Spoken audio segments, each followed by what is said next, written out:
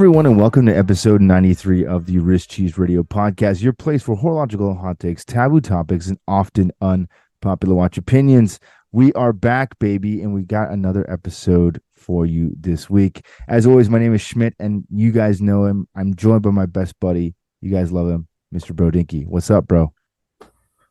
Oh, bud, first of all, it's good to be back after a week's hiatus. I mean, something we really try not to do, but at times as it goes in life, there are sometimes, just sometimes, things that may just a smidge, just by a hair, just by the slightest of margins, be a touch more important than watch podcasting. Yeah. And so the unfortunate between travel and some family things and such just didn't happen, just didn't align. Stars couldn't line up last week. So our deepest apologies to our listeners. I know you look for us every week. I know you're used to us there every week, and we pride ourselves on being there every week, but this is just one that could not happen. So yeah, just a lot of stuff going on. So thank you guys for your patience, and glad to be back. That's for sure. Please take us back, please. I'll do it. I had a buddy who's like, I look forward to you every time for my shift, and I was like, I missed you like twice. So like, yeah. And he DMs me sometimes. He's like, all right, you're recording tonight, right? I'm like, yeah, we're recording. And then we didn't record, and I felt super bad. He's like, I feel betrayed, and I'm like, it's fine. You'll survive. This means next week will be that much sweeter for you. Right. Personally, I'm a little bushed because we had a crazy thunderstorm overnight last night. Like, I'm talking, it must have been directly overhead, and the thunder was loud and it was long, and the lightning was so frequent that it was lighter more often than it was dark. Like, it was insane. Nuts. It was insane, and it was at like 2:30, 3 o'clock in the morning, and it lasted easily like 2 hours. So me and everybody else at work today, the only thing anybody could say to each other, you see that friggin' storm last night? And everybody's response was, yes, I got no sleep because of it. We got the storm. Yeah.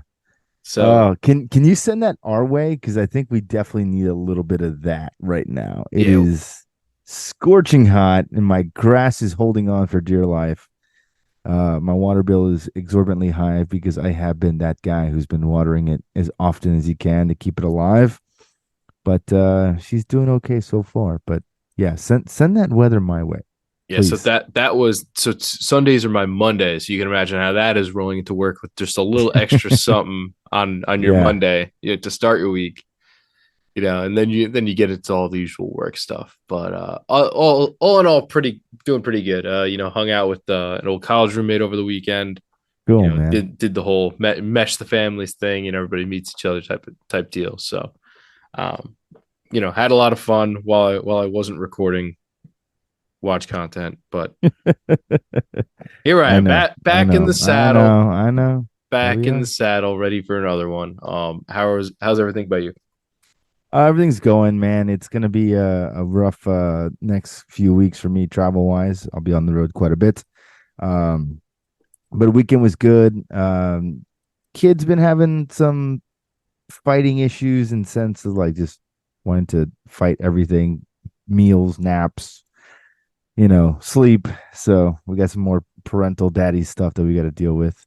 The storied regression, as we like to call that. Yes. The good old regression. So that's a thing, and it's been going on for about a week or so now, but we'll figure it out. We'll get it sorted again. But to all my listeners out there who are dads or who may be soon fathers or dads, get ready, because all this stuff happens constantly. So yeah, there are no exceptions to that rule. Life's a peach. You could say that. Yeah, that's a word you could use. That's all we keep. That's all we just keep telling ourselves, right, bro? We're just like, it's a peach. That's it. Peach. I could eat a peach for hours. Oh, yep. Other than that, I know you saw I picked up a little something recently. Oh man, so jealous. What are your thoughts? I'm really liking these dimensions. For those who didn't see, I posted over the weekend. I had one of these kind of scoped out. It's the 38 millimeter Seiko 5 in teal. I had one So scoped out sick. on the the Japanese market because I'm a sucker for the Japanese day wheel, and prices finally there, or inventory, because I had my eye on a few different sites and a couple of them were out and the prices were quite good, I guess, due to the dollar versus yen Yeah, conversion. yeah. And yeah, so finally found one that sort of hit the mark, and I was like, okay, here we go. And yeah, DHL Global gets here 3 days before it's supposed to.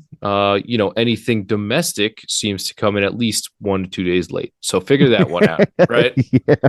Yeah, no crab, right? Coming all the way across the pond from a different country. Has to go It's through fine. customs, Yeah, right? yeah. Has Yeah, it to has get to go through scanned and customs. everything, and still gets here early. And then But stuff that I and not ordered just from my own state gets here yeah, late. and not even just early. 3 days It early. was unbelievable. I was like, I'm tracking it. I'm like, this can't be right. This isn't, Yeah. my luck isn't this good. Yeah. Yeah, yeah. It is. It is this It time. is. It is. So I got it off So, one of those super sketch websites like shopping in Japan or something like that. But oh yeah, yeah, yeah. no, apparently they're not sketch. I looked it up and everybody says they have good reviews and everything. They're just like, some of those like lost in translation type websites that have funny names. Yes, yes, yes. Um, so what so you like it? I do, man. I do. This it reminds me of the color that I really like about the Doxa, really. It's like that Yeah, the sort of turquoise. turquoisey blue. It's not so much that pale blue or that Tiffany color everybody likes so much, but it's really good. And I really like I said, the kanji day wheel with the colors against that, and then the contrast of the black bezel. The dimensions, like I said, are really really good. They wear perfect. Like they're, you always worry, as I mentioned before, when you sort of have the diver dimensions and then you shrink, you're shrinking lug to lug, you're shrinking Yeah, diameter. yeah, You yeah. worry about that, that stockiness on the wrist, and you really don't get any of that. I got it on a little Barton right now. The only gripe I have with it is that these newer Seiko 5 Sports don't take the Fat Boy Seiko spring bars. What? So I can't. Yeah, the holes are not wide enough to take the traditional Seiko or the Fat Boy spring bars. So I can't use like my Uncle Seiko straps on it, unfortunately, unless I swap out those spring bars. But I really don't want to do that. So rolling on a Barton. Huh. I'm betting my Tropics will work nice on this. I just haven't tried it yet. This is just working out real good. So I'm going with this right now. And yeah, a lot of fun. Took it in the pool, took it to the beach, all good. As expected, non screw down crown be damned. So Mm-hmm. Mm-hmm. Mm-hmm. just a good time had by all. It's sort of just where I I like am, it. right, where I've been at, sort of. I guess mostly this year, man. I've just been having a lot more fun with the cheapies, and Hey, sometimes you gotta play in the shallow end of the pool. right, and there's just nothing in the upper echelon that's just tickling my fancy right now. There's just Yeah. nothing grabbing me, nothing saying, oh, I need this or I need to save up for this. So I'm just having fun, Yeah, and I'm in the same way. I'm in the same way. There's a lot of cool new releases which we'll get to in a minute, but yeah, there's nothing that's really stood out to me that's been like this is the watch to get. You have to save it. You have to move mountains to make it happen. Nothing there yet. And we'll see if that maybe changes before the end of the year. I'd like to try to get one watch a year if I can. Especially something nicer, but we'll see. Nothing has really been that inspiring for me either. So, um, yeah. So in comparison to this and the Res KX, I mean, does it feel similar? Is it completely different for you? I can't lie, man. Just wearing between the resin and the Grand Seiko titanium, I'm just not used to wearing steel watches anymore.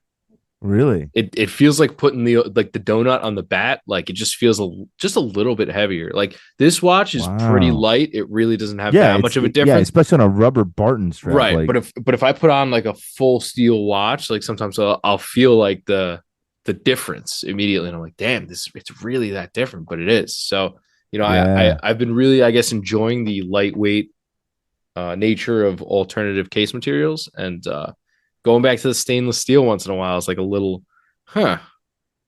Yeah, that's so deceptive for me too. When I think about a watch I wear the most these days, and that's my Ploprof in titanium. Um, and when you weigh it out because of the size and because of the bracelet and the clasp and everything like that, it equates out to about a stainless steel watch. But it is so lightweight given the overall design. But like, I don't feel that transition sometimes because it just feels like my steel watch would. I Right. would notice Yeah. it so much more if it was like the full steel, version. But that's so interesting. Yeah. But I will say this: one of the things I do love, especially right now in the summer, with it being triple digits where I live, putting on my Ploprof and not having your watch get hot during the day Yeah, when that's you're big. outside, dude, it's a game changer. I never thought that would be a thing because sometimes you'll just get that like really sticky wrist. It's very hot, and you can feel the steel heating up because the outside air is hot. I don't feel that at all with my titanium. It's so nice. Yeah, I don't know if you get it. I get this like abrasion on the underside of my wrist if I wear like bracelets on those sticky, humid days. Like I get Mm-mm. it's just the metal rubbing against the underside, like just the ever so slight back and forth, but Yeah, it's enough to make it uncomfortable and annoying that I have to yeah, go to something really light that won't kind of, flip flop back and forth so much. that's so funny. Yeah, yeah. What are we gonna do? What are we gonna Yeah, do? but I'm not gonna lie. I think like I said, I've been having a lot of fun with the cheapies, and I'm really, I sort of every once in a while will like line up some of the stuff that I've picked up, and I'm like, oh, I've picked up some pretty nifty, cool little things here, like along the way this year, as opposed to, I usually will have like a sort of a slam dunk purchase for the year, and then everything else is sort Yeah. of like hit here and there. But like, I'm like, oh, I was like, this is actually a neat little lineup here. So, um, and Uh, I don't know if you saw the I Jack Forrester actually he posted I didn't know he was that big of a Seiko dude. He posted like an entire like flat lay of a bunch of just like random Seikos and Grand Seikos, like nothing insanely mainstream, but like some usual suspects, but like not yeah. like, especially as far as the Grand Seikos go, nothing you would be like, oh yeah, obviously he has this one. It wasn't a snowflake or anything. But I was like, so I literally had to just go and comment on it, like, did we just become best friends? Mm-hmm. Yep. Yep. But I was like, damn, I didn't know other people were like into that like that because you get these people, He's especially always been a once, sleeper, though. He's always been a sleeper. yeah, and he's kind of into that whole vibe too. I get that, but it's just like you get used to following around people who are of his I guess echelon of media and such, and you're just so used to seeing all the hype pieces and the Yeah, fancy the stuff usual and the suspects. unattainable, the highly valuable, and then you're like, oh damn, this is actually like a sweet little lineup you got here, like,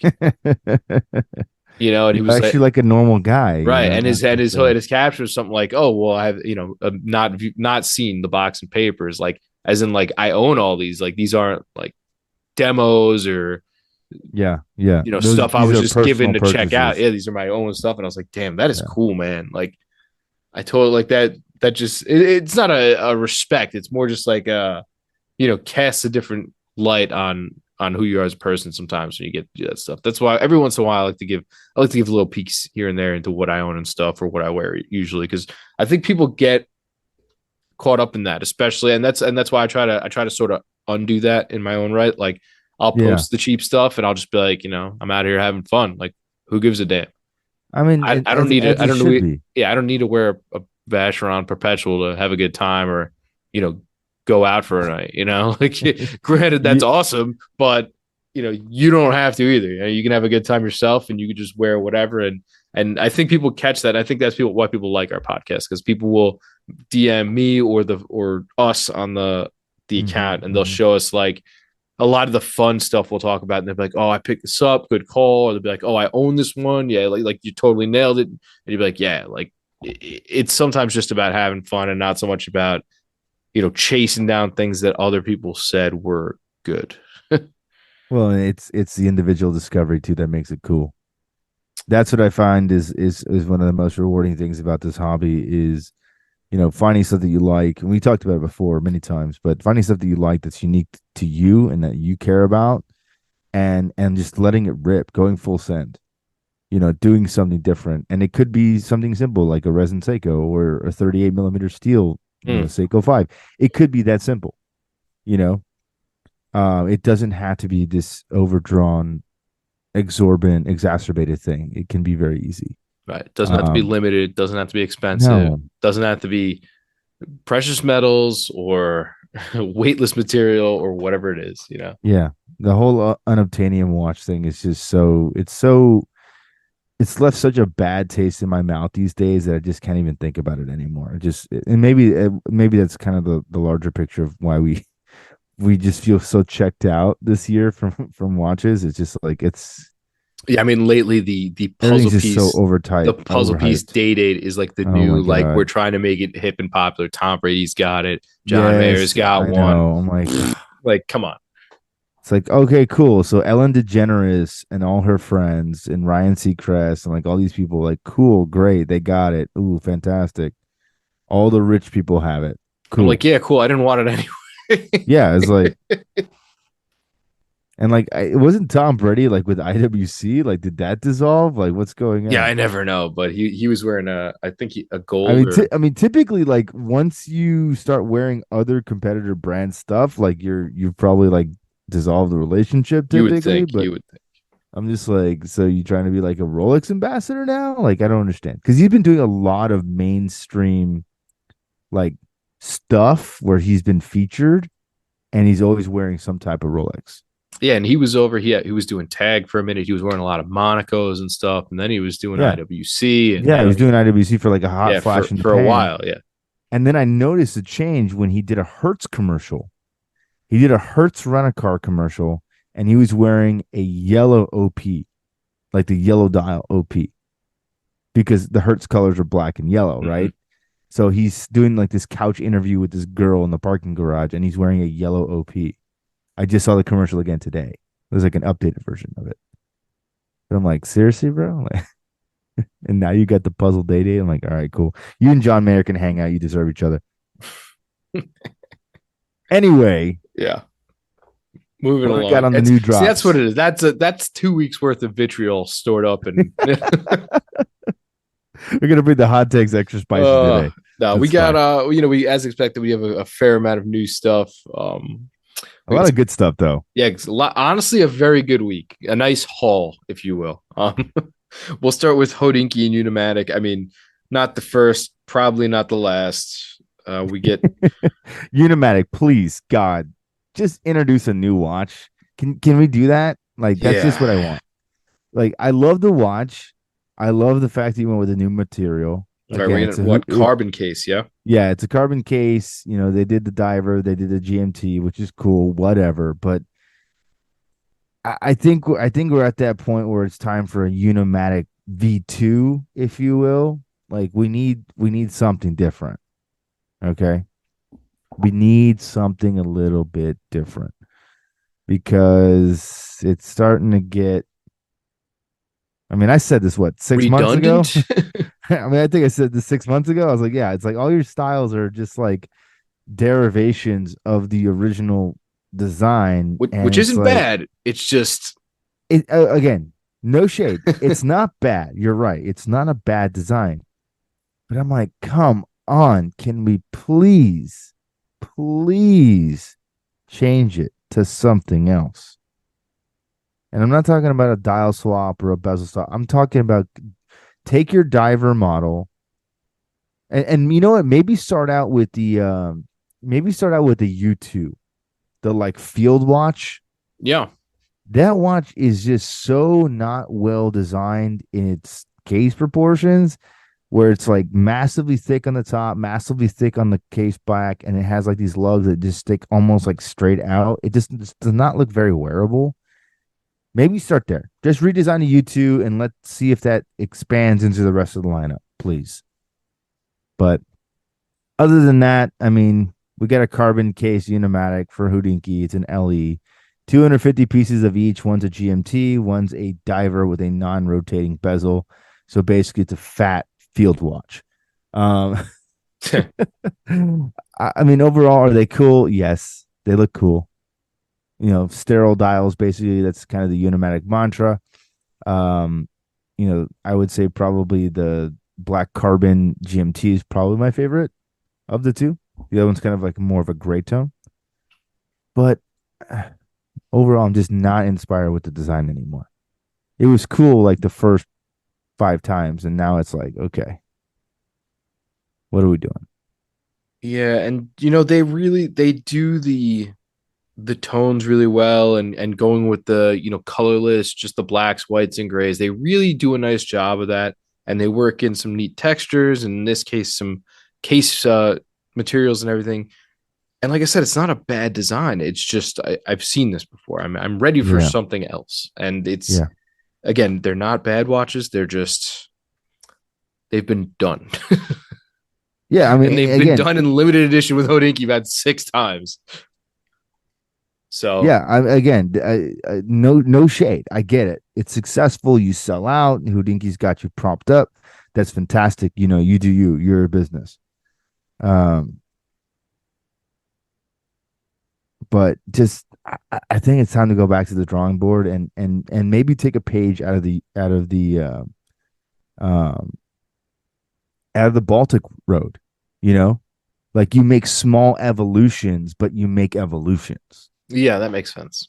You know what I mean? Like you don't need to make something completely revolutionary, but you need to start fine tuning the case dimensions or the offerings or whatever, because you can't just keep making the same 4 models for the rest of eternity. You'll become irrelevant. Yeah, I guess that's why you keep doing limited editions. I mean, but that's always been their mantra. I mean, I No, still I have know. the I know. original Unimatic limited edition of like 500 pieces or whatever the hell it is, and I still can't get my bezel fixed. So whatever, not salty about it at all. Nah. All right, moving on to something very exciting, in my opinion. The PRX, as we know, came to 35 millimeters. You are now getting a Powermatic 80 version with a gold tone and an ice blue dial as well. So, two very nice offerings, very nice variations on a watch that I'm already excited about, only making the Yeah, decisions harder. yeah, I know. As if this watch collection launch wasn't already that good. Here we are with Yeah, another banger. and they look very, very good. Like the I know they do. photos, the I photo, the know they wrist do. shots, the photos, the renders, it all looks very good. And you get the waffle dial, I'm man. just gonna say this, man. I feel really bad for anybody that jumped on the 40 millimeter ice blue dial, because I think the 35 ice blue is kind of where it's at. It looks proportionately great, and and with those lugs and the way it folds over the wrist, like I think 35 will be a really, really successful size. Now, I think when they eventually come out with this in 37, Stop it. Stop. Oh man. People are gonna be I'm gonna so hammer this, pissed. and I'm gonna hammer this until I manifest it in the universe. But a Oh no. 37 and a half millimeter Oh, PRX, stop it. and eventually it'll come out. It'll do the same thing, quartz, and then all of a sudden, oh, gold Bam. tone, oh, ice blue, oh, Powermatic 80, how nice, I So, know, I know. but I think I might have finally found the one that I want. I think the ice blue 35 mil is probably what I would pick up myself personally and just call it a day. I'm not going to keep racing the PRX train, but yeah, 35 millimeter ice blue seems like a good one to go with. I can wear it, the wifey can wear it. It's just a cool fun watch to just slam around whenever you want to, and it's got nice color and I've seen the pictures of the 40 millimeter version in person on YouTube and things like that, and it looks really well. Looks really good. The dial's a great color. So I'm really excited to see how the 35 millimeter hits. But I can already tell you it's probably going to be a home run. I think everyone was asking for it. I'm just surprised it came sooner than we had anticipated. yes, very, I, very I was surprising thinking this on the was going to heels be of like a, yeah, yeah, I mean, like they just launched the 35s and they're like, and okay, we're going 2 weeks late. We're gonna stagger it out and just launch the next iteration. I mean, it's been what, 2 months, maybe? yeah. I was thinking we would be lucky to get it maybe by I holiday, was thinking if not Christmas, yeah. if not next year at the beginning of the year, but Unless, here of we course, are. that's when 37's coming. Stop it. If you're right, Oh if my you were goodness. right, oh my God.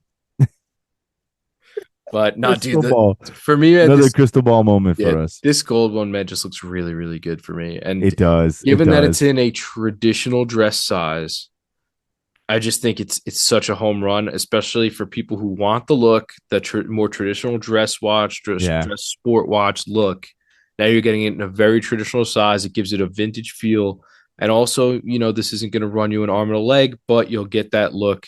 If you Yeah. need to go with something more formal, or you just want to wear it out in public and not really have to worry, right? Everybody, for some reason, all of the blogs and outlets keep focusing on the amount of watch theft going on, and like I know. It's so I'm crazy like, to I don't me. think we need to advertise this. Like, yeah, I Yes. think everybody in the hobby sort of knows, like, guard your grill, but like, do we really need to glorify this stuff to the point where we're putting videos up of dudes getting Yeah. No, robbed, it's getting their hair no, cut? not cool. Like, Yeah, not cool, man. But I'll say this. This watch for me is so unabashedly 70s, and I love it. I also love that they went with the full like gold champagne dial. yes, yes. Like it's just like no, we didn't do a white dial. We went with like full tilt. And there's something to be said for that because there's a that is a presence watch. Like it like people notice it. Whether it's expensive or not or relative or not, it's people will notice it, people will like it, they're gonna want to see it. And I can't blame them because I think it's a fantastic looking timepiece. No questions asked. I'm curious if they'll go sort of a super 80s route and give it a like a two-tone with the bracelet. So you can go like gold bezel, Yeah. steel case, steel outer links, gold inner links. Like I think that might be a killer, to be honest. But I'd have to see it. Like I'm trying to visualize it looking at the gold, and I think it'll look good because this looks good, but I'm not sure. But I'm willing to find out. Yeah, yeah, yeah. I don't know, man. I think Tisa 35. needs to put me on the design team. I think I'm all over this watch. Yeah, yeah. I think everybody's all over this watch, No, and yeah. for good reason. And this watch really changed the entire landscape that is Tissot. I mean, just literally just being honest.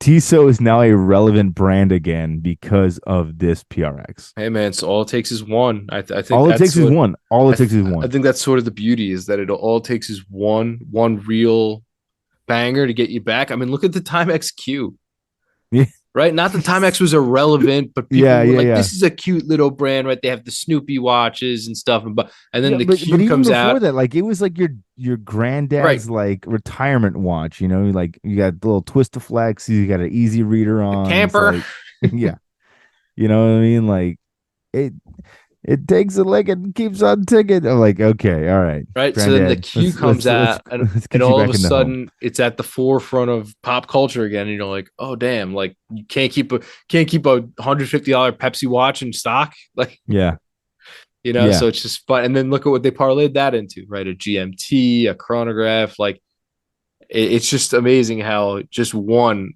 with the and right timing will do it. automatic watches again, manual line Yes. watches, automatic Yes. watches They again, really got like away from the from just majority of the quartz. courts. Yeah. Yeah, I mean, you're right. All it takes is just one. So let me ask you this: based on the stuff that Tissot has already released this year, are you a Citadel fan over the PRX, or you think the PRX is the hitter this year? I think I'm probably a 35 PRX guy just Yeah, because it's something that I think I've been looking for more people to do. But I think the Citadel is really a fun watch. I really think I keep looking at it, man, and the like every colors are time, great. yes, It's just yes, fun. every time I see it, I'm like, It's yeah, I not could see terribly that in my priced. collection. I could see Yeah, that in my exactly. collection. And So, that's a cool carbon case, because I don't have a carbon watch in my collection right now, but it's also Doxa makes very some. 70s. I know that, but there's also a very different price point there, No, my I friend. know. I just know you love Doxa. So Yeah, would I just pick one up pushing the for sure? buttons. I know. Would I pick one up? Absolutely, I would totally pick up a Doxa Carbon. But and this one coming in at just under 1,000, the Doxa Carbon is like I think close to I was three. just say, it's up there somewhere three, Yeah, four, something like that. and this is still technically a diver's watch. You know what I mean? Still got a screw down crown and a rotating bezel, and and it's got the Ricotta countdown feature. That's right. You know, what are you gonna do? It's Pretty nifty. It's a pretty nifty banging. watch. It is. It is. All right. Hey, speaking of people who sort of just hit the ground running on new models, Zodiac has a new collaboration, right? I mean, they're working the past Shout out couple, to I the guess, homie. couple of Shout out to the years. homie. Yeah, with a great amount of credit due to Oh, okay. our buddy Mike over at Zodiac. They are back and they are doing things. Yeah. I mean You know, he is the global brand president, so and he's just he's just out there. He's out there making it happen. So they have a new collaboration with Huckberry, and it's got a little bronze. It's a bronze bezel, yeah. right? We got a black dial, some orange accents, sort of the more classic vintage Seawolf look to it, but Mm-hmm. very good looking overall. I mean, it's got the big triangles, which I like from the older Yeah, me too. models. Me too. You Me know, it's too. got a mix of almost like the spike indices, and then or Yep. small triangles, and then you get a few larger numerals, which are cool. You know, a mix of so different indices. You get the cool zodiac logo in the middle. You know, you get some like a very aggressive point on the second hand, and And I like that. I like that on this watch because the original version because this is kind of modeled after like the 1953 versions, right, you yes. know, those old school Zodiac Seawolves, like the first generation. But they had stick second hands. And I Hmm. think the earliest versions of like the Zodiac like reissues of that era, they still had the stick in this they had the stick second hand. So now that they've kind of updated it, made it a little bit more usable, kind of beefier a little bit, while still retaining that kind of classic design. Um, I think is a home run. But you know this wasn't the only Zodiac that was launched, right? I did see others. I don't remember what they are because I just screenshot things as I So go. yeah. So this is obviously the one with the bronze bezel and bronze crown for Huckberry, which is a new color. Then there's a new version of the 1953 in a blue and teal color scheme that was launched. This is arguably my favorite. It is really, really, really, really good looking. I think it's the perfect colorway for this collection. It feels much more like the original vintagey Zodiac from 53.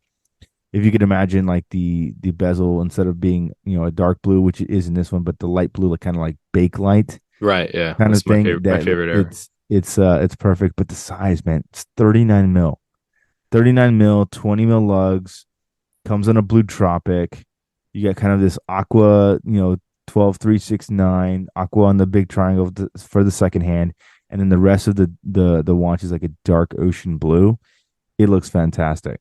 And then in a bold move, they also announced two other models that are coming with photos on the website already, but have not been officially launched yet. I've never seen a brand do this Yeah, me either. where they have like the physical rendering, like, hey, this is coming at this time. Here's the picture. Like, I've never seen a brand do this. I think it's a very unique marketing strategy.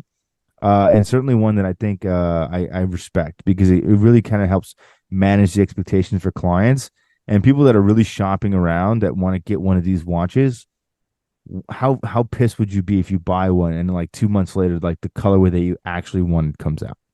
You know what I mean? Like this is kind of a cool way to give clients exactly what they want, um, and kind of set up the expectations for what's going to be coming soon.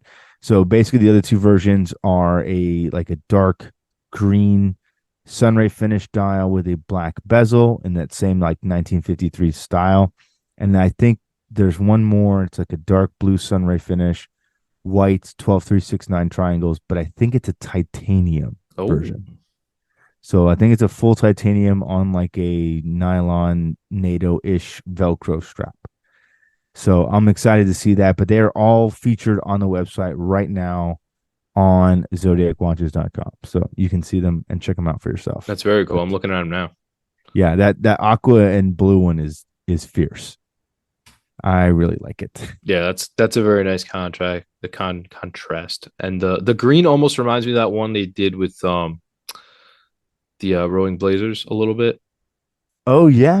You're right. You're right. But I do like this layout a lot better. Yeah. It's just a little more aggressive, a little more sharp. And there's not like a weird bug on it. Yeah, well, So yeah. That's there's a that given. too. There's that too. And I think that one on the far right is the titanium one with the dark blue dial. It's kind of like Yeah, a darker color, it looks like, with the got oh, like a metal bezel.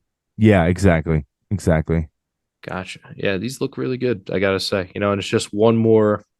Like I said, they springboard of one big model release of things coming back, and then next thing you know, look at this. You got ceramic watches. You got I know, man. It's kind of you nuts. you make a And splash. That's all it takes, and next thing you know, you're moving on up. It's just all I- it takes in this and biz. still right now, I mean, I'm gonna go out on a limb and say this. This company is probably one of the best value for money companies in the entirety of the watch industry right now to date. Period. I mean, you look at their collection, there's really nothing above that $3,500 price point. And Most of what you're majority gonna is well find, below. Yeah. most of what you're gonna find is like 1,200, $1,300.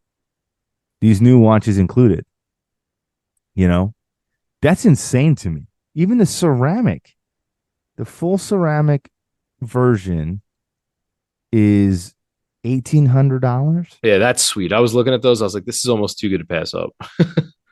I mean, and again, now I know it's not a complete full ceramic, inside and out. There's a steel core inside. The ceramic is basically baked over top of it. But from the extremities, I don't care. You know what I mean? Like, this is cool. And for somebody that's looking to add a ceramic watch to their collection because it's been relatively very cost prohibitive, that's amazing. And their colorways are so fun. Like, that is a fun company. I think that would be really cool to be a part of. Zodiac is doing some fun stuff. Yeah, and I've liked their watches sort of since their inception, man. They've always done that like sky blue and Yeah, it's the so the sick. dark blues on top of it, and just different things. And then they just now they're all over. The I wish they would embrace that Gulf colorway a little more that they I did know, I years know. back, and it was such a I know you banger. keep plugging it. I know you Dude, keep I'm plugging it. just again Michael, listen. Michael, just listen at trying some to point. manifest it into the ether Mike, here. Mike, if you need any outside design, just hit up your boys. I mean, they're in the vicinity. Like they even did like this the newer green ceramic ones, kind of Yeah, like yeah, green, orange, white. Like it's in the ballpark enough where it will yeah. scratch the itch. It's just that one is just such a sick colorway that like I know. The everybody jumped golf, on that. Yeah, it was that thing was non-existent when it came out. as it should be, right? Yeah, I mean, yeah. that's the dream, right? For To the right launch reasons. something, Yeah, and then people are like, yeah, we like this, and we're just gonna buy it. You know what I mean? indeed, That's the dream. indeed. An interesting one because I'm just not that in tune with this brand. So Mito released a Baroncelli chronograph with a moon phase. So this is another sort of mid-tier affordable brand moon phase we're seeing after Yep. Longines did it. So I guess moon phase is the new hotness, which I'm good with. I like moon phase, and they kind of gone away for a while. So I'm glad they're Hmm. back, and I think they look really great, especially on chronographs. Um, this is sort of the 6 9 12 layout as opposed to the 3 6 9. So it's more Yeah. of the vertical layout. But this is it's almost like a dress chronograph, and it's got a pointer date around the outside. There's a lot going on. If you're into that like very busy JLC sexy look, like but you want something affordable, this might be Yeah. kind of where you're at. Yeah. I Like it's mean, got some very fancy looking pushers. I mean, and I think if I'm looking at the picture, I think this comes on a fitted rubber. Is oh, that rubber or is really? that textile? I mean, I'm looking at it and it's got a I curved end can't. on it. I really can't tell now that you mention it, but I will say this: this is a brand that most people probably in the U.S. know nothing about because there's Right, just right. very little marketing and exposure to it. I think most of what people would be familiar with Mito would be like the Ocean Star collection, especially the heritage models, their decompression world timers that they did and decompression timers that they did a couple years back as well. But it's just not a common brand here in the U.S. because it's predominantly sold like in Europe and Mexico, places like that. But the Baroncelli's is always been kind of like their dress line, and it gives me a lot of like Longines vibes. Like you kind of touched on that as well. but it gives me a lot of Longines vibes, your JLC kind of vibes, but obviously significantly less, Yeah, right? for sure. But just it's just classy, and that's what I love about it. The Baroncelli collection has always been very simple, very classic in its design, and this is really no different than that. So it's cool to see it. Yeah, and this is one of those brands, like you said, we just don't see enough of. Sort of like your Certinas and your Yeah, yeah, yeah. right that you're just you see them, and then every once in a while, like somebody I know will pop up with one, and they'll be like, "Oh, check out this cool watch," and you're like, "Yeah, I always knew that sort of existed, but I just didn't. I there's just no not really the access to it that we have with most things." Yeah, and again, it's technically a Swatch Group brand. It You know, is right, and that's why it's yeah, sort of the Longines things make sense yeah, in some exactly. regards, but But it's good looking, and I think you're right. I think it's actually a textured rubber. that's what it looks like. I'm trying to find it on their website. I can't Yeah, find it. yeah, yeah. I was looking on the website too. I can't find. I can only find still photos of it on the internet. But I think it's a textured rubber because it looks kind of like the rubber strap that Longines used for their Hydra Conquest, Right. the diver watches. Looks very similar to that. But the blue's really classy on this watch. I think it's very good looking. Obviously, a very busy dial, but done and executed very well, where it still retains legibility, which I think is very important. But it's cool, man. I'm here for it. For sure, for sure. And I think they use that rubber sort of as a nod to the more casual ways that we'll wear watches now. Like you'll have a Sky Dweller, it would precious metal on rubber, right? Yeah, Daytona and on rubber. Like they're selling Oyster Flexes, they're selling everybody's got their own proprietary rubber now, so why the hell not? and the other thing too is it's so hard to wear leather straps these days. It's too hot. People are so concerned about sweating and all that stuff. And honestly, it is a real concern because you will literally destroy a leather strap very quickly. A better alternative, not only in aesthetics but also in functionality, is rubber. And in most cases, people can't even tell the difference. So why not? Indeed. All right, moving on. We got four new King Seikos. These are the slightly smaller versions. They're about a 38 by 11, and they have 6L automatic movements, so you get a little bit of a movement upgrade there. These ones all have dates, and three of them are supposed to resemble vintage models. If you've ever seen the old blue King Seikos, that it's such a nice shade of blue. They're giving you that here, so that's really cool. And then the other ones are sort of just nods to the old blacks and sort of Yeah. like bronzish dials. But then you get one that's sort of new and updated, and I don't even know what the hell this pattern's called, but it just looks like a bunch of like I don't want to say snowflakes, but that's what it looks like. It looks like snowflakes, but they're all made out of like Gee, the we've same. never seen this before. Exactly, but they're all made out of like this. It looks like if somebody took a bunch of strands of yarn and just laid them all the hell over each other, but they make stars and stuff. So it's a pretty neat looking Okay. dial. I really don't know how to describe it otherwise, but it's almost like an off white like paper color, but very neat, very cool. Are these 3-day power reserves? I want to say yes. I mean, it's a 6L movement, so not a 6R. Yeah. So I think they might be. I'm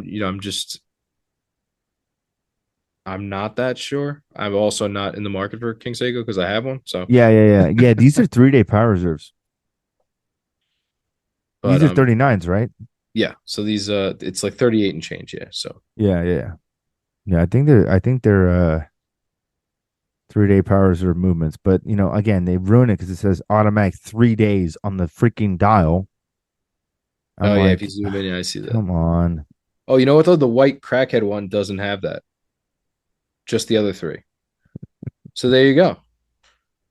Oh gosh. What are you gonna do? But yeah, these will be cool though. You get some Zaratsu polishing on the indices and stuff. Your version's so much cleaner with the red burgundy dials. Yeah, and again, it was It's hard to top that. It really purely is hard to the top yeah the that. burgundy color just got me. I was like, all right, I'm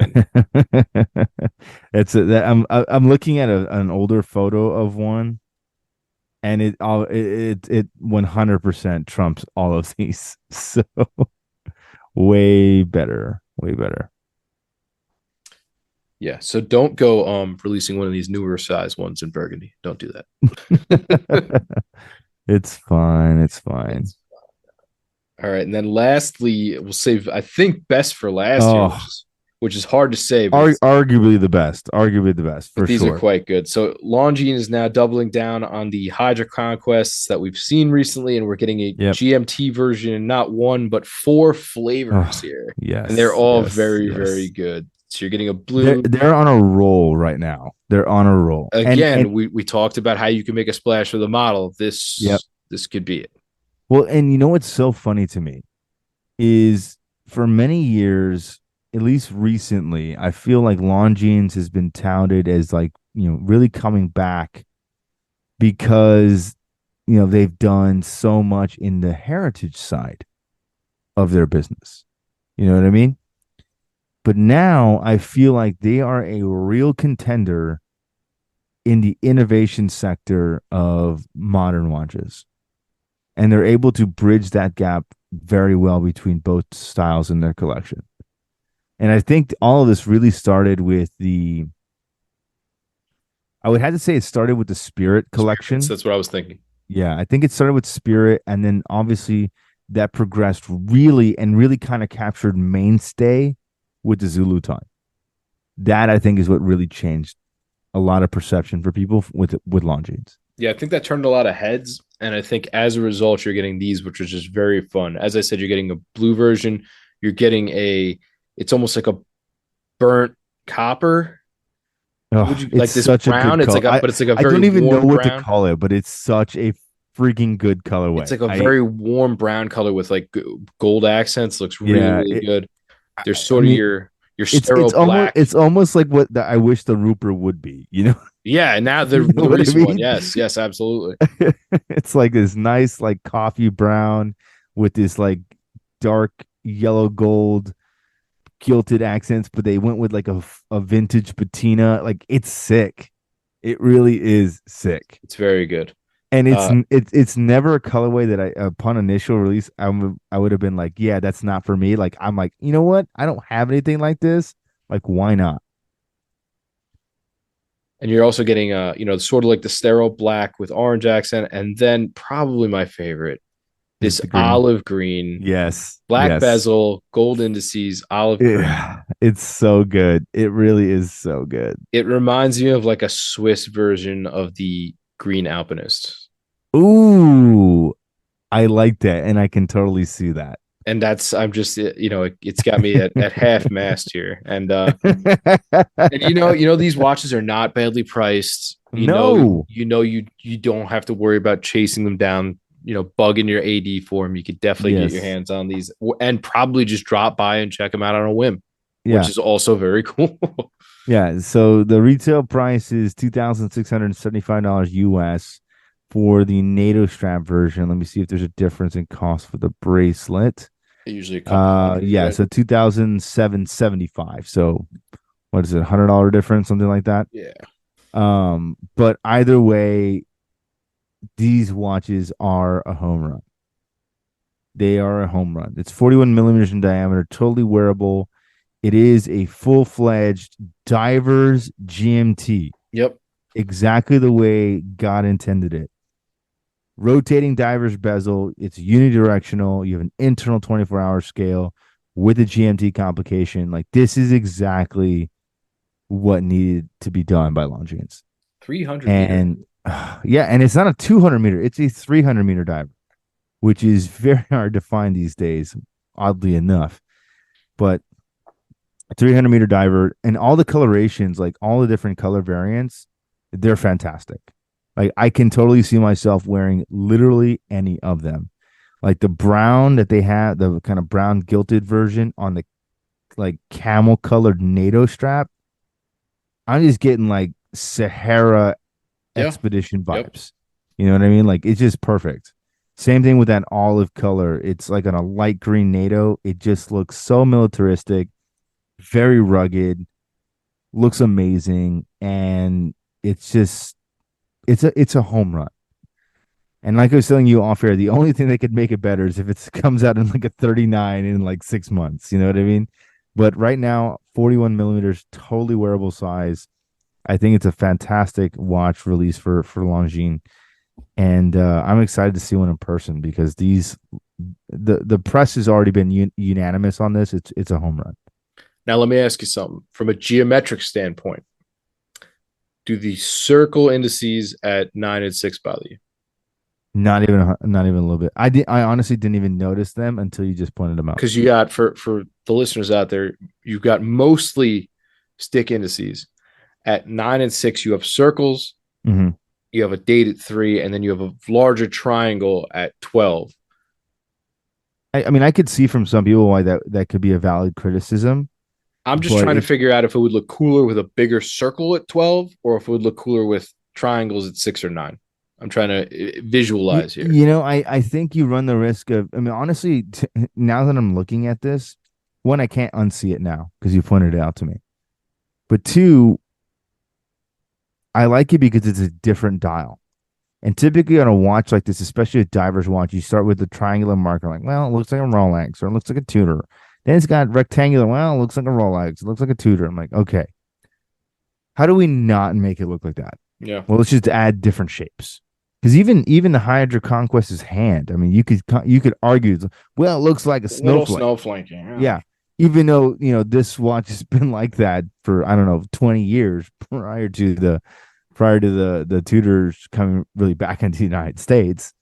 Um, but whatever. People are gonna say what they're gonna say, whether it's informed or uninformed. But um, it doesn't bother me. I think it's a cool design detail. I think it's different enough that makes this watch very congruent. And when you look at it, kind of from an abstract perspective, all of the circles and the shapes are represented on other parts of the dial too. So like you have the triangular arrow or the triangular marker at 12 o'clock, you have the same thing on the pip, you have the same thing on the GMT hand, right?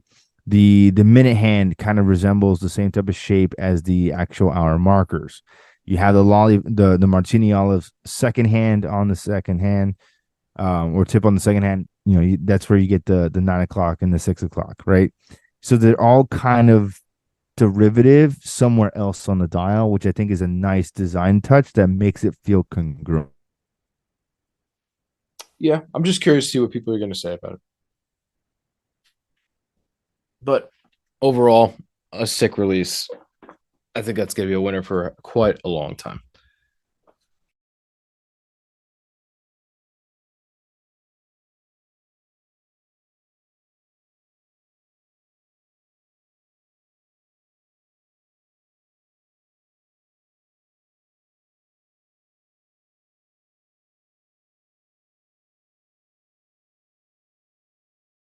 All right, moving on today, sort of in the realm of gripes and grumblings and all the other fun things that we like to read on the internet with regard to watches every day. I come across this one a lot because it's been brought up in blogs, it's been discussed on pods, it's been around, but I feel like there's just two sides of this one, and I don't find myself in either one of them, right? So there's like 3, 4, 5 legitimate watch brands that are just constantly just like the butt of everybody's joke, right? I think everybody always goes for the neck on Hublot there, but Yeah. and I'm looking at they announced Dwayne Wade's retirement, and he had his own Hublot and he wore it, and they were celebrating it or whatever, and it just reminded me of it. And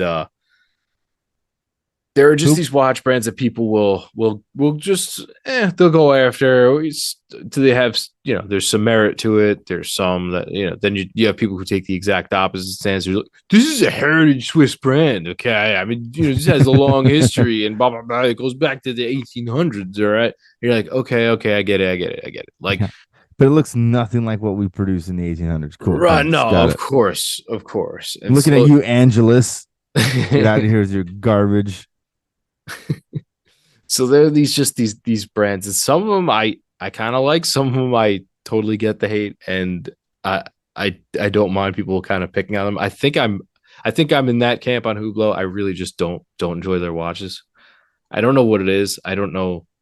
I don't Look, know if it's I the was gaudy nature of like the Miami lifestyle or what, but it certainly could be that, but I just feel like Hublot, like the best way I can explain it to non-watch people is like Hublot is like the Nickelback of the watch industry. You know what I mean? It's like everyone like kind of likes their stuff, but then they were into them in the early 2000s. But no, I totally get that. And and even just when I was talking about the Wayne Wade watch, like they would picture him and they would picture the watch, and like none of the screws are aligned. And I'm just like, I just don't feel this. This is just not what I go kind for. And I'm just not, I don't know. I don't connect with these. I'm not into the big bangs, the classic fusions. of, I just don't yeah. gel with the geometry of the watches, the layouts, the Well, whether you're not gonna buy Depeche Mode limited edition. the banana yellow translucent one. I don't know if I'm gonna get that one either. So they just come out with stuff that makes you scratch my head. And like again, I'm not like, I don't think it's funny enough to just plug in Hublot anywhere and have people be like, let's laugh at this. This is hysterical. Hublot, ha ha ha. Like, but Yeah. they're just not for me per se. Yeah. Yeah. I mean, I get it. I get it. It's just it's one of those brands that is really a love it or leave it type of brand, and it is so polarizing. And I think a lot of it for me internally is like I know for a fact the movements that are inside the Ublos are not very well designed. They're not very high quality movements. They may have high complications and all these things, but typically the movements that power most Ublos, maybe outside of their higher end stuff, are not that fantastic. I mean, that's why you could buy a Houdinki LE version for like 8 grand. You know what I mean? So it's, I don't know. It's not my cup of tea. I also really don't like their design language with their second hand. I hate it. I hate it. And especially because like it's like duplicitous on the watch. Like you already have it on the dial with the H. Do I need to have it again on the counterweight for the It's an second? ugly counterweight. Like it's not even like visually congruent. It's just ugly. Plus, then you have their names like the Spirit of Bang, and you're like, what is that? What movie What did I is download? what exactly? Is this an NSFW post that I'm accessing here? I mean, it's not a good looking watch. And the more you look at some of their collections, you're just like, oh my gosh. Like I'm looking at one right now. It's a new launch for 2023. It's the MP09 Tourbillon Bi-Axis Rainbow 3D Carbon 49 millimeter. One, it's already a disgusting name, and two, this watch literally looks like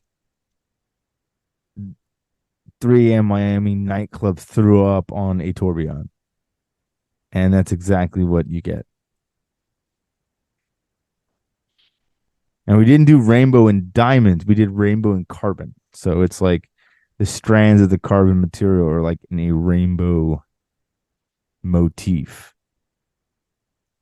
Oh, and by the way, it's 49 millimeters in diameter. Oh yeah, that's what I'm talking Just in case you wanted to let all the haters know. It is not a handsome watch. But But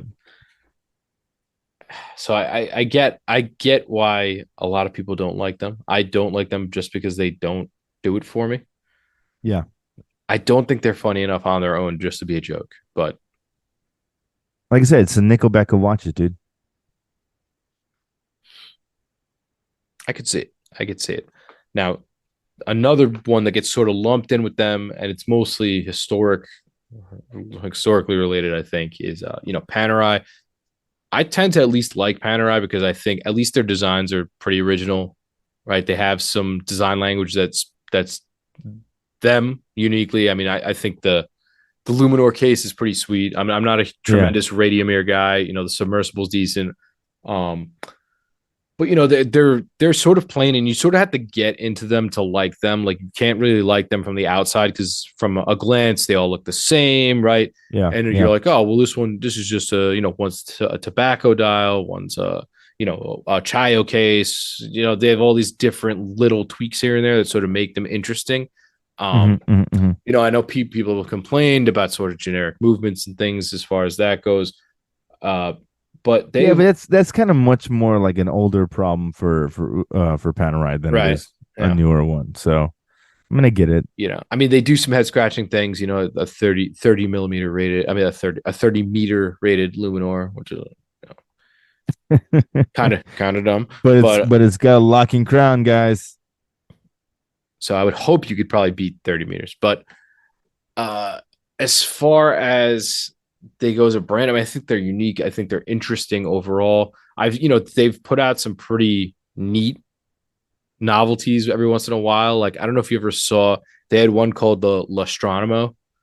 It was like a Yeah, I've seen one it. off, but it was like it Yeah, has like an equation of time on the back, and like it has yeah, yeah, yeah, basically every complication you could ever need jammed into this one thing, but it was very impressive to look at. yeah. Then they had another one that was sort of like it sort of had the always on glow look, and Hmm. it had like a 50-year service interval or something. Oh, yeah, yeah, yeah, yeah. That was That kind of was cool. the Again, it was like a ten piece. yeah. That was the one they called the Lab ID. Yeah, Lab ID. So I was like, oh, Yeah, damn, I was like, damn, this is like kind of neat. yeah. It's got a 50-year service interval, and basically you buy one, and you're like one of 10 people that will never have to pay for a Panerai service. But I also imagine that watch is probably going to need servicing because I think they designed it with like no lubrication in the movement or anything like that at Yeah, I all. think Because they that's used right. I think they it use was some something insane. I wacky. was like, this is going to be crazy cool or crazy bad. And jury's still out on that because I don't know anybody that owns a Lab ID, And but how could you? yeah, exactly right. Um, I will say this: I really do like Panerai's design. There's something so quintessential, unique, iconic about this design that I think that a lot of brands could only try to replicate, but not succeed. It is a very cool color. It's a very cool design. Whether you go for the Radiomir, whether you go for the Luminor or the Dewey or whatever they have now, um, you have a very quintessential look. And there's a lot to be said for that because that look has stood the test of time, really and truly. Now, are they doing some crazy cool stuff with newer materials and things like that? Sure, 100%. Are they doing crazy complications? Also true. Yes, 100%. My biggest gripe with Panerai is from kind of like an outward perspective. Once you own one, you've kind of owned them all. And I know that's like an egregious statement to the Paneristas out there. But I mean, design wise, they're not that different, in concept. But when you start looking at the model side by side, yes, okay, they're different, but I know that. But just aesthetically, they're not. They're really not that different. But the design language is cool. It's very masculine. So I think that's why they try to soften things up with like the Dewey and things like that. But I don't know.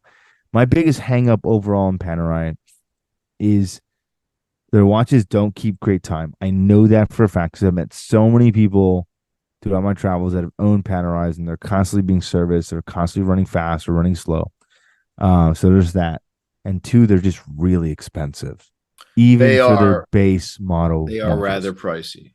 I'm like, you go and you go to the Luminor base, which is literally the name of the freaking watch, Luminor base model, you know, and it's $5,600, and all we get is a mechanical movement with 12369 layout and hour and minute hand, 44 millimeters, and it's oh yeah, by the way, it's manual wind. Yep.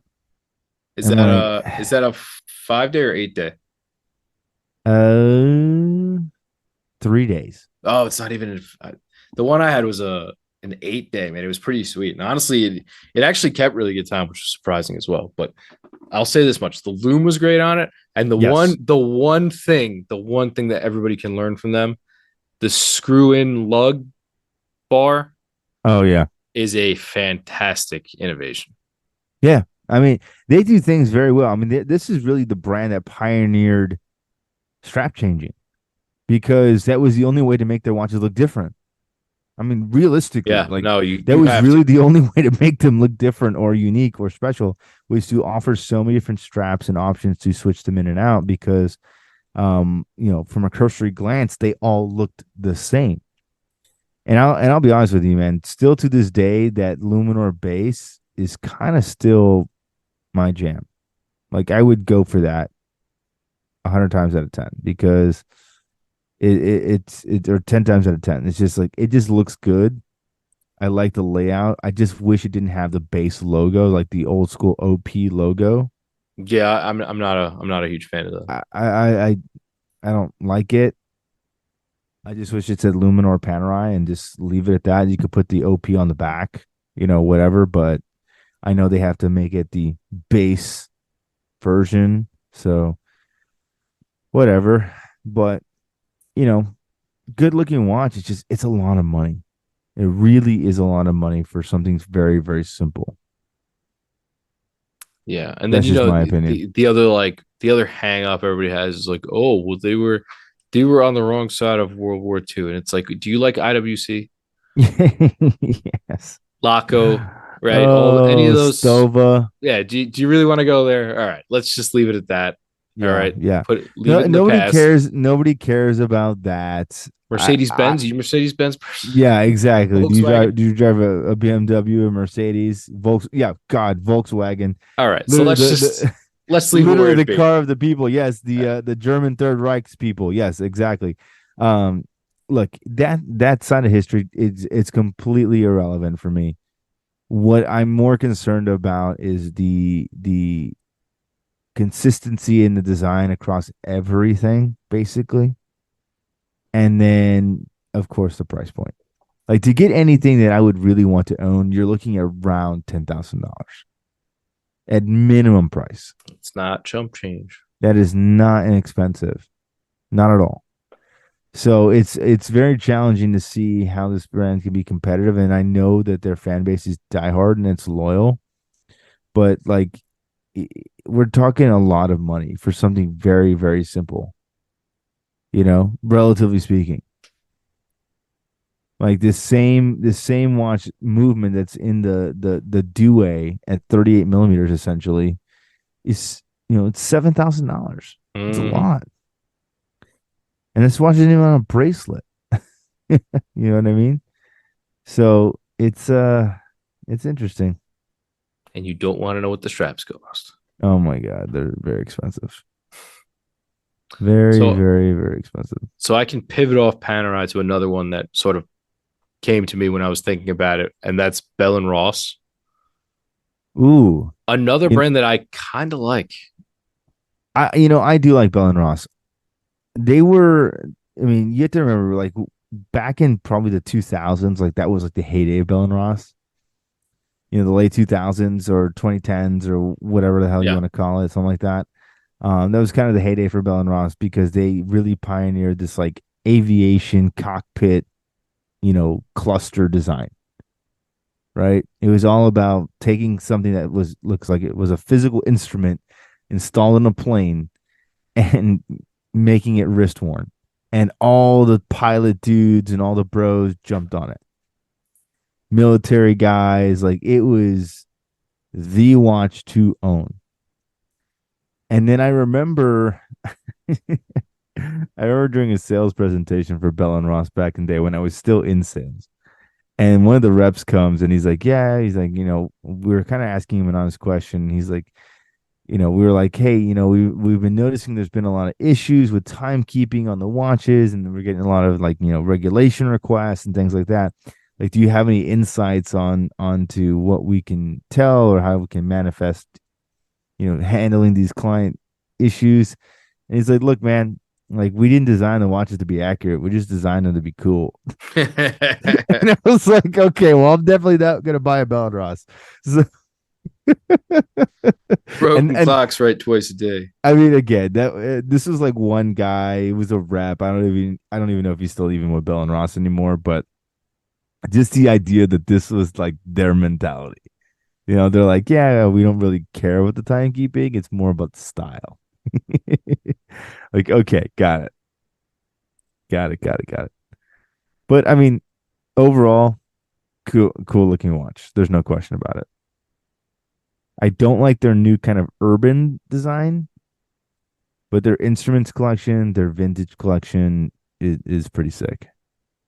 Yeah, I think so too. And I think, like it's kind of like we were talking about with Panerai. It's a pretty hyper masculine design, Yeah. right? Like these are very like macho. You got your four screws, you got square cases. It's very masculine, but I think it's cool. I don't really know where they're headed or what they're doing because obviously like they had this whole like BRO collection and everything, and Yeah. it's very trendy with the steel sports and everything, but I don't know if it meshes that well. Where if I think if they just stuck with their bread and butter and made like neat looking cockpit watches or like the occasional diver, like you'd get some cool stuff in there. And Yeah. When they came out with their square cased but like round bezel diver, I was like, okay, we're doing something cool yeah, here. it's neat. It's It's something cool. objectively neat. Yeah. Yeah, it is. And you know, it obviously inspired other people to follow kind of in the industry and things like that.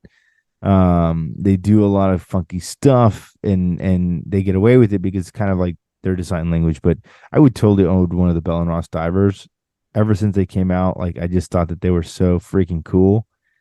And that style 100% is their own. Like nobody else has a single watch that looks anything like that. And I can respect it.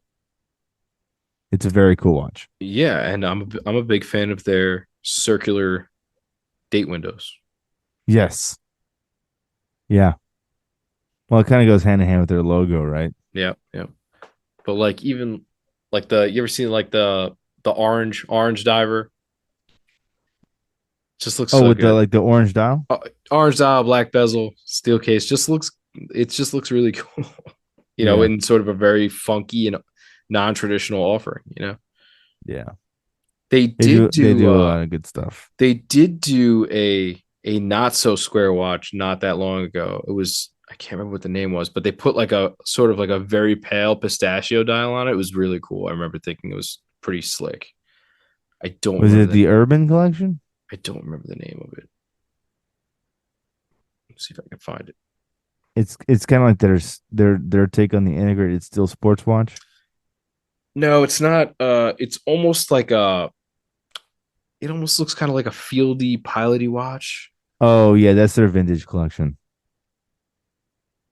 Yeah, because it was almost like a full loom dial, Yeah, wasn't it? and then they had like an Okay, orange version yeah, too. I can't really make it yeah. pop That's in right. the That's right. camera here, but Yeah, but just it's their vintage collection is what it is. yeah, but just neat, something different, something off the beaten path, which is fine. Yeah. Good Yeah, looking though. Good looking for sure. right. But I think it's something that like people have just gotten very lukewarm on, where like they were I feel like when I first got into watches, people were Oh, they were into it. Like hot. I remember they did a talking watches with Jose Bautista, Joey Bats, as some people know him, and half his collection was Bell and Ross, and I was like, this is interesting, man. Like it Well, was just cool. It was cool to see they something different. grabbed a lot of people, man. They really did grab a lot of people, and it was a brand that for many years had a lot of power because all of the military bros or wannabe military bros had Bell and Ross watches. Like I can't tell you how many black square, instruments watches I saw come through my shop. Whether from owners or from people that were interested in looking at them. People wanted this design because it was so distinctive and very, very, very cool. So we'll see what the future holds for them. But they're kind of a sleeper brand too. Like they just release stuff whenever they want to release stuff and they kind of do their own thing. And when they're ready to jump, they jump and they just they kind of go to their own beat. Yeah, Like I don't know if you ever saw this, but they had like some concept watches where they're like a square case tourbillon, Yep. but it was like completely made in sapphire. I'm like, okay, that's kind of gangster. Like it just completely like like bananas off the wall. It's like, why? Because we can, like why not just make it full sapphire? Like who cares? I mean, it's kind of impressive from a watchmaking or technological standpoint, but when you think about like who the brand is that made this, and you're like, this doesn't make sense, you know? Yeah, totally. It's like stick to your PVD cased aviation watches, bruh. Yeah. Probably last up here. I think you can't really have this one without touching on Invicta. I think Ooh. everybody knows sort of the joke it's become. Again, a lot of people have done these episodes where Invicta was a heritage brand. It was a Swiss made. I I mean, know it was. technically, that is correct. I Yes, know it that is was. correct. I know it existed in a different form a long time ago. And now they mostly make The disgusting yeah, monstrosities. the operative word being a long time ago. Right. The operative word being a long time ago. It's look. The reason why Invicta gets so much trash is because they literally make it.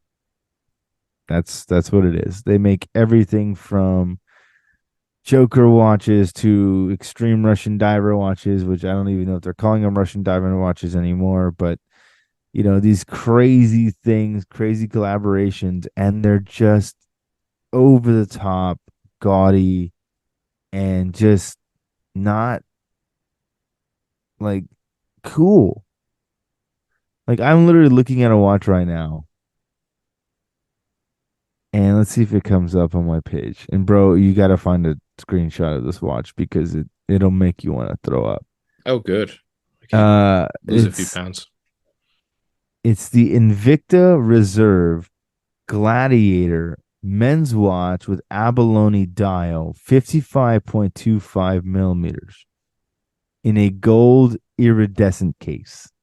Oh yeah, Okay. The bracelet has like Cuban link gold chains on both sides. on both sides. Are you looking at this thing? This is the ugliest watch I've ever seen. What is this? Who did Oh, by the way, it's a chrono diver. And the pushers in the crown look like gold teeth. It's just like what, who, how, just I I don't get it. Who is this made for? I have no idea. I really have no idea. And this is why it's on QVC for like, $20.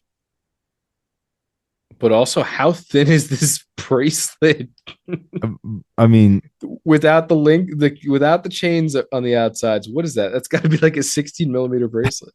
again, I don't even know, man.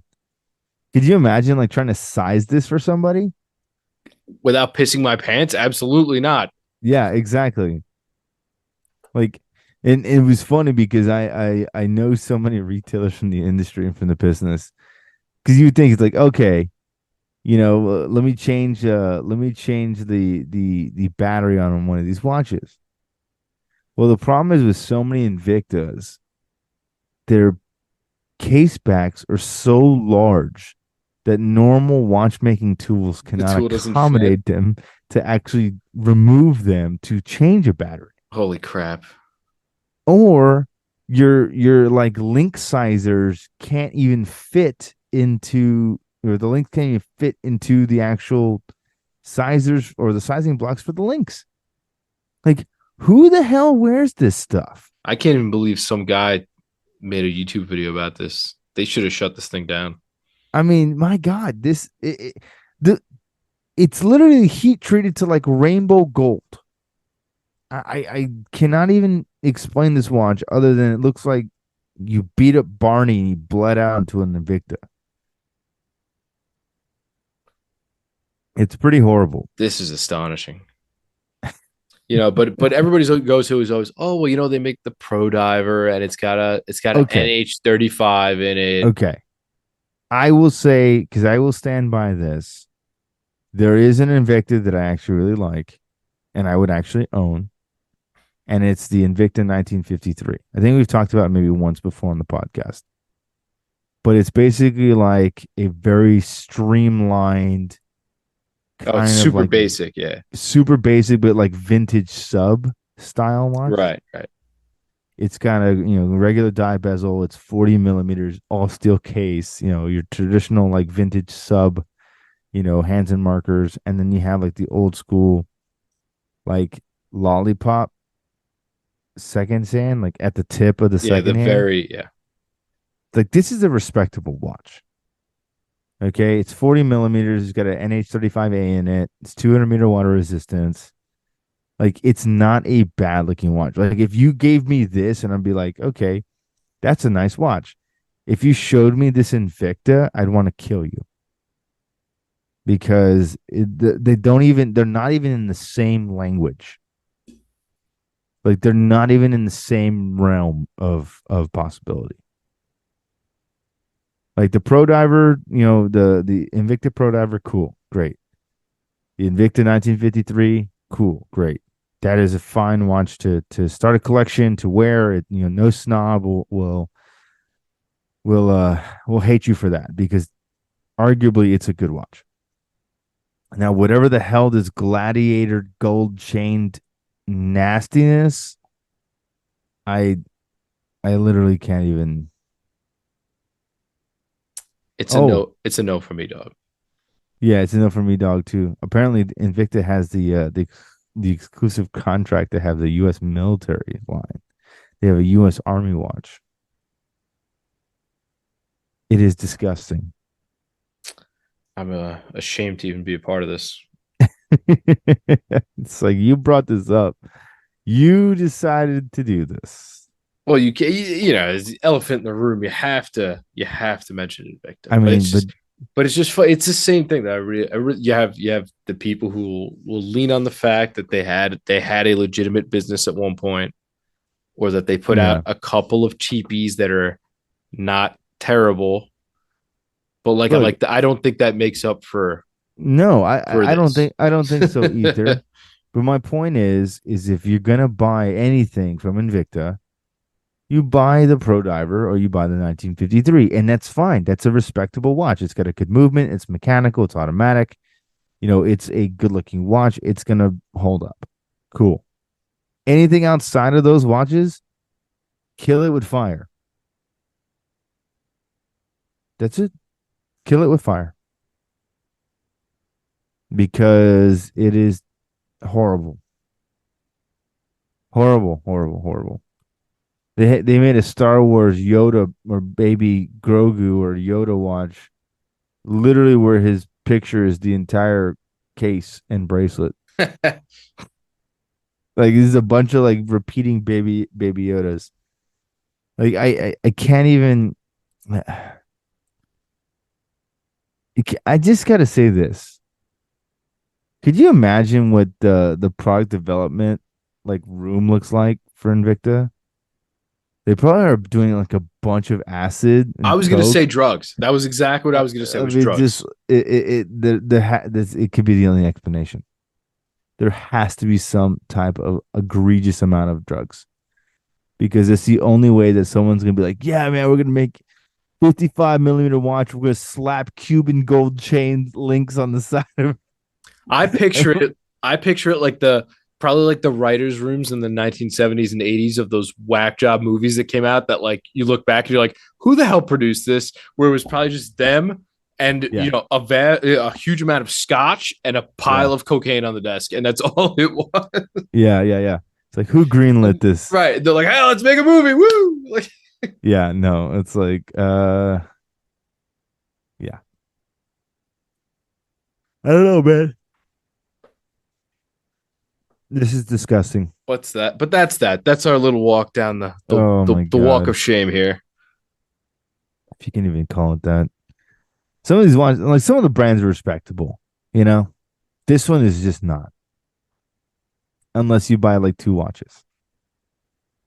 It, Everything else, you should immediately throw it in the trash. There's a reason why it's sold on QVC.